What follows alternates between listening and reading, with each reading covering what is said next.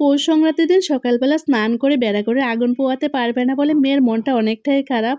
কারণ সে প্রত্যেকবারই কিন্তু মামার বাড়িতে পৌষ সংক্রান্তি করে, আর এবার আর হলো না, তার জন্য মনটা খারাপ। এবার আর দেয়নি, ভাবলাম যে বাড়িতেই করুক, তার জন্য মনটা খারাপ। তো সকাল সকাল স্নান করে নিয়েছি, তারপর মেয়েকে বললাম চলো আমরা বেড়া করে আগুন পোহাবো না তো কি হয়েছে, আমরা পেপার পুড়িয়ে হচ্ছে আগুন পোহালেই হলো নাকি, এক জায়গায় আগুন পোহালেই তো হলো। তো মেয়েও অনেকটা খুশি হয়ে গেছে। তারপরে আমরা মা মেয়ে আগুন পুড়িয়ে চলে আসলাম নিচে।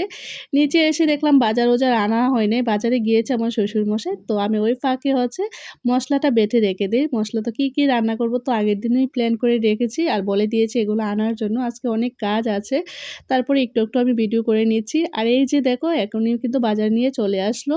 বাজারও কিন্তু সবকিছু নিয়ে আসেনি, নাকি সবজি আরও বাকি আছে। তার জন্য আবারও চলে গেছে সবজির বাজারে। আর এদিকে আমি রান্নাটা ঝটপট করে বসিয়ে দিই, কারণ সকাল, সকাল রান্নাটা কমপ্লিট করতে হবে 11টার ভেতরে। আমাদের কিন্তু পৌষ সংক্রান্তিতে কিন্তু কোনো পিঠা বলে নেই। অনেক ধরনের রান্নাবান্না করে আমাদের প্রিয় মানুষগুলা যারা চলে গেছে তাদের উদ্দেশ্য করে আমাদের হচ্ছে বারান দিতে হয়। তো তার জন্য 11টার ভিতরে বলছে রান্না করে দিয়ে দিতে হবে শাশুড়ির জন্য বাড়িতে, আর আমার মার জন্য আমি ছাদেই দিয়ে দিব।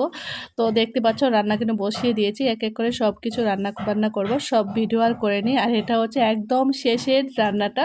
আমার শ্বশুরের জন্য আবার ছোটো মাছ নিয়ে আসছে। আজকের দিনেও ছোটো মাছ নিয়ে আসছে। অনেক আইটেমের রান্না করছি, কিন্তু এগুলো তো কিছুই খাবে না।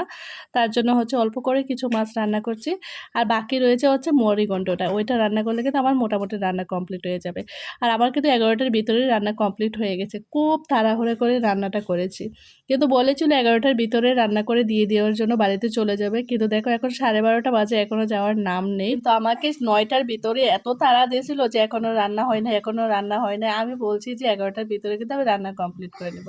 তো দেখো কি কি রান্না করেছি। এই যে ফুলকপি দিয়ে বড় মাছের ঝোল রান্না করেছি, আর এদিকে মাছ ভাজি রান্না করেছি, আর একটা মুড়িঘণ্ট রান্না করেছি। এটা আমার শাশুড়ি আমার মা দুজনেই পছন্দ করতো। আর এখানে সব ধরনের ভাজি ভুজি করেছি। এই ভাজি ভুজিগুলো করতেই আমার অনেকটা সময় লেগে গেছে। আর আমি কিন্তু আজকে এত সকালবেলা উঠছি, 5:30টার মধ্যে কিন্তু উঠে গেছি। তারপরে রুম টুম পরিষ্কার করে স্নান টান করে তারপরে রান্নাটা বসিয়ে দিয়েছি। 11টার ভিতরে কিন্তু কমপ্লিট হয়ে গেছে।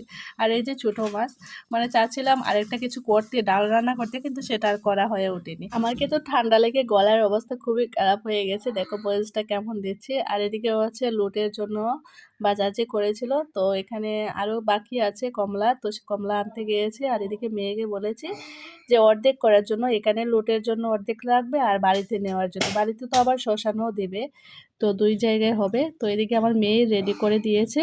তো এই তো আমার শ্বশুরমশাই এখন চলে যাবে বাড়িতে, 1টার উপরে বাজে এখন যাচ্ছে, বলছিল 11টায় যাবে। তো আমি রান্না করা যে তরকারি ছিল সব কিছু একদম রেডি করে বক্সে বক্সে দিয়ে দিয়েছি, বাড়িতে দিয়ে দিবে।